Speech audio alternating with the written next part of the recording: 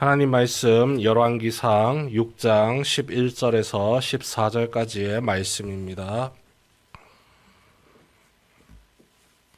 열왕기상 6장 11절에서 14절까지의 말씀입니다. 한 절씩 교독합니다. 여호와의 말씀이 솔로몬에게 임하여 이르시되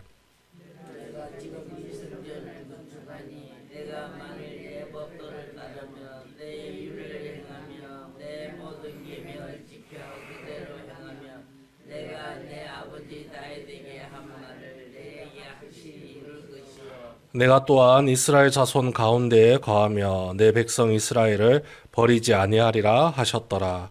솔로몬이 성전 건축하기를 마치고. 아멘.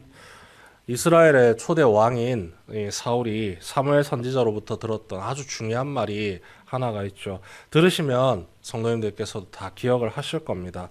제가 세번역 성경으로 그 말씀을 읽어드리겠습니다.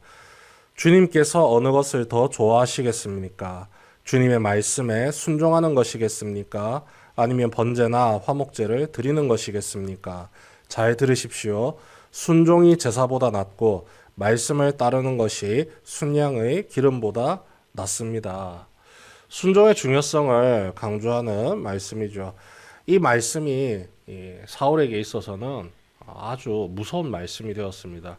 반대였거든요. 말씀에 순종하지 않았기 때문에 하나님께서 사울을 왕의 자리에서 쫓아내시고 다윗을 새롭게 왕으로 삼는 계기가 되었습니다. 하나님께서 주시는 지혜를 선물로 받고 이스라엘 왕국의 정치를 안정시킨 솔로몬이 성전을 건축하기를 시작합니다. 이 아버지가 이루지 못했던 걸 아들이 이어서 이루려고 하는 것이죠. 그런데 성전 건축의 면모를 하나하나 살펴보면 기준이 하나가 있습니다. 기준이 무엇이냐? 하나님의 뜻입니다. 하나님께서 말씀하신 대로 지어졌던 그 성막을 중심으로 해서 그 성막을 본받아서 이 성전을 하나하나 짓게 된다는 겁니다. 그리고 이 성전을 건축함에 있어서 눈에 띄는 말씀이 또 하나가 있습니다. 우리 6장 1절 읽지는 않았는데요. 함께 읽어보겠습니다. 6장 1절의 말씀입니다. 우리 한 목소리로 6장 1절 말씀 함께 읽도록 하겠습니다. 이스라엘 자손이 애굽 땅에서 나온 지 480년이요 솔로몬이 이스라엘의 왕이 된 지 4년 15월 곧 둘째 달에 솔로몬이 여호와를 위하여 성전 건축하기를 시작하였더라. 표현이 좀 이상하죠. 솔로몬이 왕이 된 지 4년째 되던 해에 성전 건축을 시작하였다. 이렇게 말을 해도 괜찮은데 첫 시작이 이겁니다. 이스라엘 자손이 애굽 땅에서 나온 지 480년이요. 굳이 이 부분을 일부러 강조를 했습니다. 뒷부분의 이야기만 하게 되면은 왕이 된 솔로몬의 치적이 높아지게 됩니다. 하지만 앞부분에 애굽에서 탈출한 지 480년이 되었다는 사실을 일부러 강조하면서 성전을 짓는 목적과 이유가 어디에 있느냐? 하나님께서 이 전을 지으시는 거고 하나님께서 이 성전을 통해서 이스라엘 백성들에게 참 평안과 위로 그리고 지금까지 있었던 하나님께 순종하고 불순종하고 왔다 갔다 했던 이 신앙을 지금 바로잡겠다는 뜻이 지금 이 성전 건축 속에 달려 있는 것이죠. 굉장히 많은 말씀들 가운데서 솔로몬이 이렇게 했다 저렇게 했다 나오지만 결국은 중심은 이 부분에 있는 겁니다. 하나님께서 이 큰 역사를 이루시고 솔로몬을 통해서 그 길을 열어가신다 알려주고 계시는 거죠. 재료부터 시작해서 일꾼까지 철저히 준비를 했습니다. 성전 짓는데 7년 걸렸습니다. 7년 동안 이 성전을 지으면서 겉모습을 보니까 화려합니다. 웅장합니다. 그 앞에 서면 기가 죽을 정도로 아주 아름다운 장엄한 성전입니다. 그런데 이 성전을 짓는 과정 속에서 오늘 하나님께서 주신 말씀이 이 성전과 관련된 말이 전혀 아니라는 거죠. 참 잘 지었다. 예쁘게 지었다. 여기서 내가 너희들이 예배 드리는 것을 받을 걸 생각하니 너무 기분 좋다. 이런 말씀을 해주셨으면 솔로몬이 더 큰 위로가 됐을 텐데 그런 게 아니라 전혀 다른 말씀을 하십니다. 건물이 중요한 게 아니라는 거죠. 우리 12절 13절 말씀 다시 한번 읽겠습니다. 12절과 13절 말씀입니다. 시작.